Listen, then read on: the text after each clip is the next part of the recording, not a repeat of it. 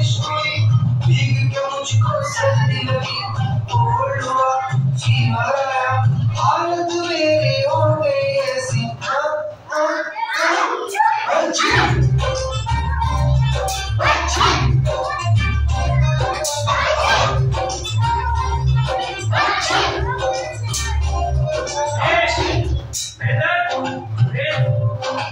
बारिश का मौसम था, दिन बड़ा ही औसम था, भुट्टा खाने का बंदा छाता घर पे भूल गया, जोरदार फिर बारिश हुई, भीग के मुझको सर्दी लगी, कोल्ड हुआ फीवर आया, हालत मेरी हो गई ऐसी।